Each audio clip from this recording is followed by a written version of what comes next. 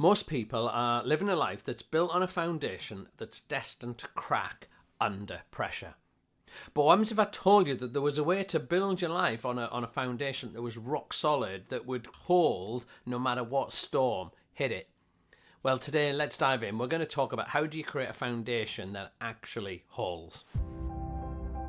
Welcome to A Little Nudge. My name is Derek, and for the last 3 decades, I've been helping people explore faith and relate it to their ordinary, everyday life. And in these videos, I'm just giving you little nudges, little tools to help you live a deeper and a more meaningful life. Now, the thing about our foundations is most of the time we don't think about it. Most of the time when life's going okay, we just get on with it and we don't pay any attention to it. I remember not so long ago when I was going camping, and I'd put up the tent, and it was a beautiful sunny day. The wind was calm, and so what I decided to do was take a couple of shortcuts. There was quite a few guy ropes that took a lot of work, so I thought, well, there's not really a need to put them all up. It's a lovely day. Put the pegs in and only a few guy ropes. Anyway, we went out for the day, and then we came back in the evening, and the weather had turned for the worst, and the clouds were dark, and it was starting to get windy. You could see the tent wobbling as we went back. And suddenly fear and anxiety kicks in, because I look at the guy ropes and I look at the pegs and I know it's not strong enough to withstand what's coming. And fortunately in that situation I got a chance to put out lots more guy ropes to strengthen it so it would be alright. But if it'd been in the middle of the night, then I couldn't have done anything about it. And for most of us, if our foundation isn't solid, actually it's too late when the storm hits to do anything about it. And what the wise do is the wise look ahead and they think about what might happen and how do they build a foundation for their life that is rock solid, that could withstand like any storm. And essentially you have like 3 choices. There's only 3 things that you can place your trust in, and I wonder which one of these you choose. The first one is we place our trust and our foundation in ourselves, that it's about our ability and our plans and our wisdom and our time and our money. That's what we trust in, and as long as those things are all right, then we feel safe, we feel secure, we feel everything's going to be all right. We take the weight of our life on ourselves in who we are and what we can do. And at one level, that's kind of okay, isn't it? I mean, it makes a lot of sense. You don't want people not taking responsibility for their lives. You don't want people not kind of trying to make good decisions and being wise, etc. But can it take the full weight of your life? Can it be a foundation that you can place everything on? When you rely on yourself, does that mean you're free from anxiety and free from fear?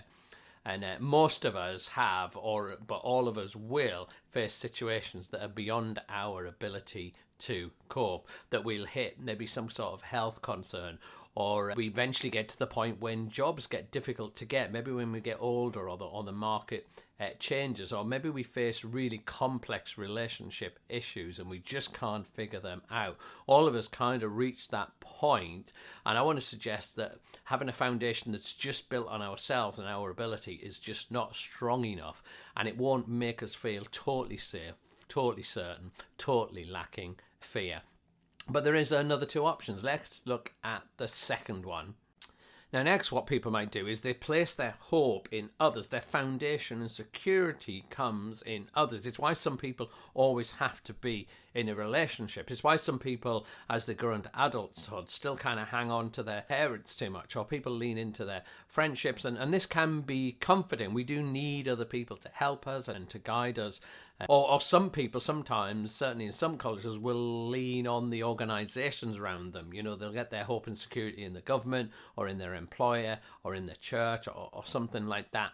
And you might have discovered this, I'm sure that you have, that actually at some point other people and organizations let us down, that they're not perfect, they're not a rock solid foundation. It's why we can be insecure in relationships sometimes, that we lean on others, but it's not always fully enough. We need them to help us, certainly, but as a foundation, a rock solid foundation for our lives, it's too much of a burden for other people. Other people are just not perfect enough and strong enough to be able to carry that for us 100%. And so we come down to our third option, which for me is the truest option.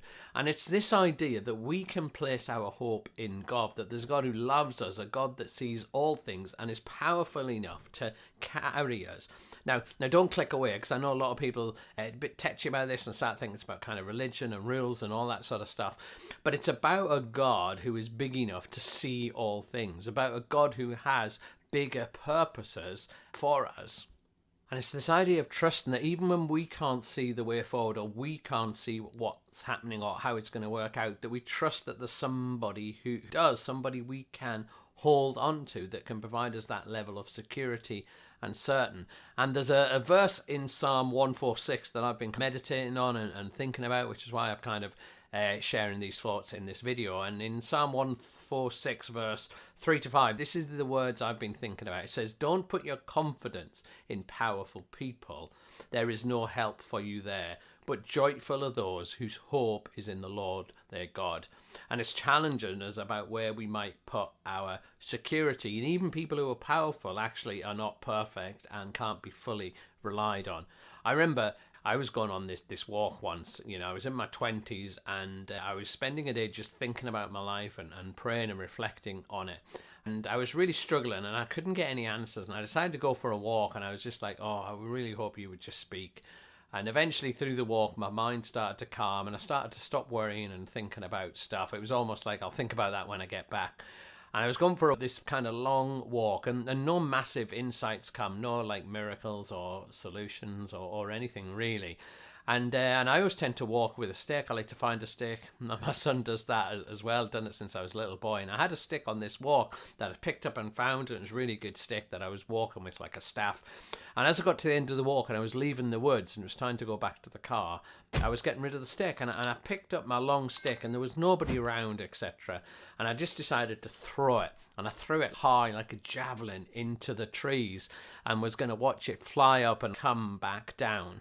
And as it flew up and started to come back down, it come back down in the trees. But just before it came and landed on the ground, there was this kind of V-shaped branch. And the stick come down and it just landed in the middle of the branch and bounced up down and then just held there. And I looked at it, I was like, oh, well, what were the chances that the tree would catch the stick? And then like this little whisper come, what's the chances that I'll catch you when you fall? And God was just like, right at the very end of my walk, was just like, I'm big enough to catch you. I'm big enough to hold you. So whatever you're facing, you don't need to do it with worry and anxiety. And that's the thing about when we put our hope and trust in God. It doesn't mean we like abandon any action or responsibility. It doesn't mean the first two options are like trusting ourselves and trusting other people, that we still do stuff ourselves and we still look to other people to help. We're just not making them our ultimate foundation. And we take action and we go forward, but we do it in a non-anxious way, that if you're able to put your foundation in God, it means when you take action and you try and do the wise thing, you try and work out solutions, or you try and get support from other people, it's in a non-anxious way. It like has a different posture as you do that and as you move forward. And I've kind of realized that my negative emotions can be a sign. They're an indication that when I'm feeling fear or I'm feeling anxiety, it's actually a sign that I've shifted my trust and my foundation from God onto myself or other people. And it's not really a one-time decision. It's a journey of faith where we're constantly invited. And so when I sense that fear and anxiety, I know that that's like an invitation, that my trust has shifted. And so sometimes what I'll do is I'll take some time to pray or quietly, or just even ask God, help me to just place my trust in you. I'm panicking about this thing. I'm trying to fix it myself. And will you just help me to not trust in myself or others, but have that foundation that's ultimately on you? Not that God will fix everything, not that nothing bad will happen, but that he can be this unshakable foundation that no matter what happens, everything will be all right. We don't know how it will be all right, but we know that ultimately everything will be. And so I wonder how you're feeling this week and where your trust has been, what foundation you have been building your life on. And maybe you just want to just take that verse. Let me just find it to read it to you again, that you might just want to use it. Psalm 146 verse 3-5. Don't put your confidence in powerful people, in brackets even yourself. There's no help for you there. There's no like ultimate help for you there. But joyful are those whose hope is in the Lord. And if you're someone who finds themselves stressing about the future a lot and imagining scenarios, what's going to happen tomorrow, what will happen with my job and health, then you might want to find this video really helpful, where I found a way to stop stressing about the future. You might want to check out that one next. But I hope you enjoyed the video, and I'll check you out on the next one. Thanks for watching.